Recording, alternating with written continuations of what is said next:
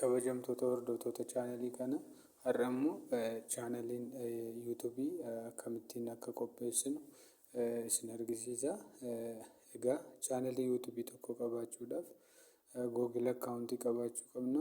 Akkuma argitan kun asirratti Google akkaawuntii tokko qopheeffadheen jira jechuudha.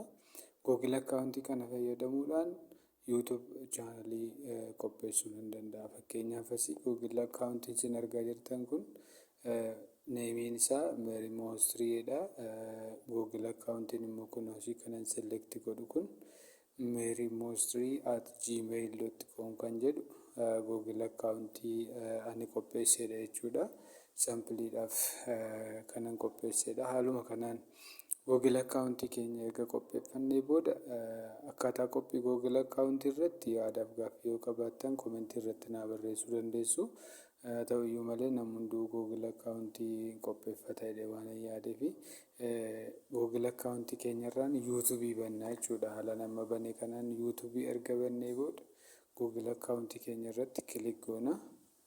Yuutuubii keessa jirra jechuudha.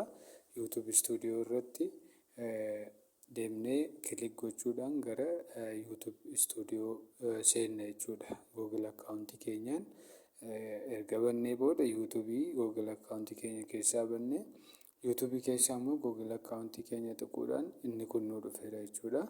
Asitti how you will appear jedhee gaafata.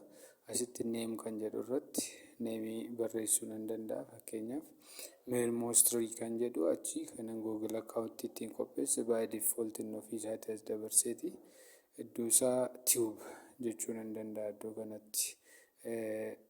Kan liinkii isaa immoo iddoo kanatti iddoo isaa tube kan jedhu sana fudhateetuma ofiisaatii dabarse. Haa ta'uyyuu malee ofii jijjiiruu yoo barbaanne haala kanaan kan barbaannetti guutummaa maqaas jijjiiruu dandeenya.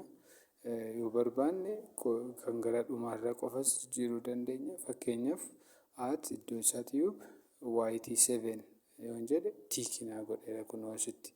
X qayyiidhaan yookaan diimaadhaan X godha osoo hin ta'u ta'e jechuudha. Iddoo isaa tube YT7dha. Hojiin itti aanu kun akkaataa kana ergamame booda create channel kan jettu kilik goonee gara istuudiyootti seennaa jechuudha. Isteeppiin isaa agas maran dheeratu haandil gochuu irratti erga yuutuub istuudiyoo seennee wanta baay'ee ilaaluu dandeenya malee. Bifuma kanaan welcome to YouTube studio jedheera. Continue jennee continue irratti kilik erga goonee booda gara channel dashboardiitti nu fudhata jechuudha. Kun YouTube studio keessa jirra akkuma argitani.